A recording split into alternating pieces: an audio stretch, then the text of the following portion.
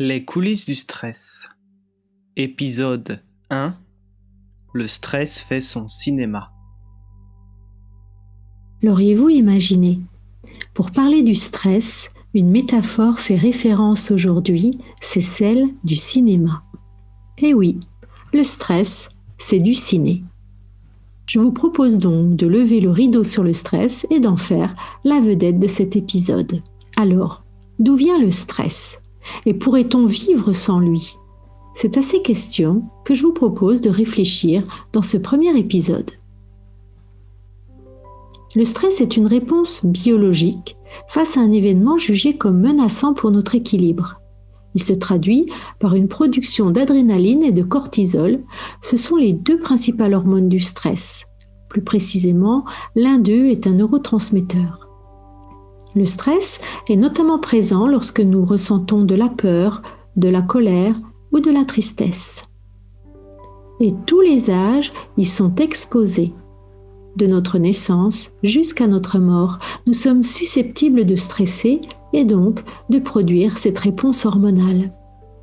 Ainsi, contrairement à ce que nous pouvons croire, les responsables de nos états de stress ne sont ni la pression du temps, ni de notre surcharge de travail. Mais alors, quelles en sont les causes exactes ? Il est dans notre nature de stresser, tout comme tout autre mammifère d'ailleurs.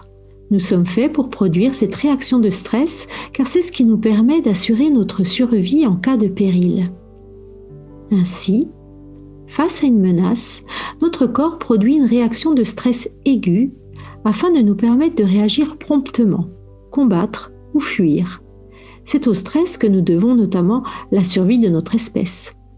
À ce moment-là, face à un danger, le fonctionnement habituel de notre organisme est interrompu pour nous permettre de bénéficier d'un maximum d'énergie et d'attention grâce notamment aux doses d'adrénaline et de cortisol lâchées dans notre sang.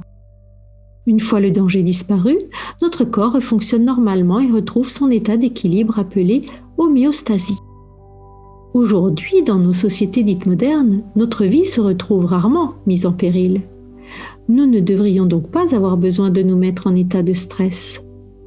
Pourtant, nous stressons énormément et nous en souffrons beaucoup. Cet état de mal-être dont nous ressentons les effets négatifs provient alors d'un stress chronique, c'est-à-dire d'une situation de stress aigu qui s'installe durablement en nous. Produites dans la durée, les hormones du stress qui sont normalement faites pour être produites ponctuellement peuvent engendrer toutes sortes de pathologies somatiques néfastes pour notre santé. Migraines, problèmes de dos, de peau, digestifs, insomnie, voire bien pire encore. Elles peuvent également fortement impacter nos capacités de raisonnement en dégradant notre mémoire et notre concentration, car elle remonte au cerveau après avoir été libérée par nos glandes surrénales, c'est-à-dire placées au-dessus de nos reins. Et quelles sont selon vous les raisons de la chronicité de notre stress ? Je vous le donne en 1000. Ce sont nos pensées, notre cinéma mental. C'est le film que nous nous racontons dans notre tête, la manière dont nous interprétons les situations auxquelles nous sommes exposés qui nous installent dans un stress chronique. Nous restons accrochés à nos pensées de peur, de tristesse ou de colère et nous nous maintenons dans un état de tension qui ne nous fait pas du bien. Le professeur Sonia Lupien est une des grandes spécialistes du stress à ce jour. Dans son livre « Par amour du stress », elle nous apprend ceci. Peu importe qui nous sommes, l'âge que nous avons, ce que nous faisons dans la vie, etc. Si nous sommes confrontés à du ciné, nous allons obligatoirement stresser.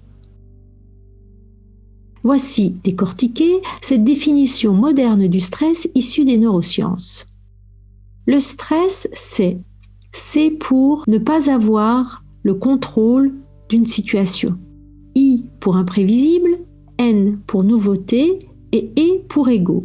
Les 4 caractéristiques ne sont pas forcément cumulables. Si nous sommes confrontés exclusivement au C, ne pas avoir le contrôle, ou en tout cas ne pas avoir l'impression d'avoir le contrôle sur une situation, nous allons stresser. Si nous sommes confrontés à une situation qui est imprévisible pour nous, nous allons stresser. Si nous sommes confrontés à une situation nouvelle, nous allons stresser. Et si nous sommes confrontés à une situation menaçante pour notre ego, nous allons stresser. Bien évidemment, si une situation regroupe les 4 caractéristiques, notre stress sera d'autant plus important. Sur la question de l'ego menacé, Sonia Lepia nous donne un exemple. Imaginez un collègue qui viendrait le mardi matin critiquer votre travail devant tout le monde à la machine à café. Eh bien, la sensation que vous pourriez ressentir dans le bas-ventre serait un pic de stress. Donc, notre cerveau ne fait pas la différence entre une menace réelle, tangible, et une menace subjective provenant de notre appréciation et de notre projection mentale. Dans les 2 cas, nous nous retrouverons donc en état de stress et en situation de stress chronique si nous ressassons le problème dans notre tête. Pour le docteur Serge Marquis, spécialiste de la souffrance au travail et auteur du livre « On est foutu, on pense trop, comment se libérer de Ponsouillard le hamster », c'est avant tout notre ego qui nous fait stresser, donc le « et » du ciné. Il a eu la merveilleuse idée de le comparer à un hamster courant sans cesse dans sa roue.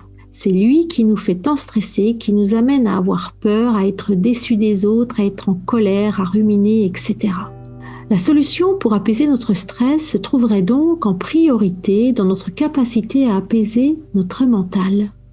Dans les prochains épisodes, nous explorerons ce sujet plus en détail. Je vous dis à bientôt dans une prochaine vidéo et d'ici là, prenez bien soin de vous. Au revoir.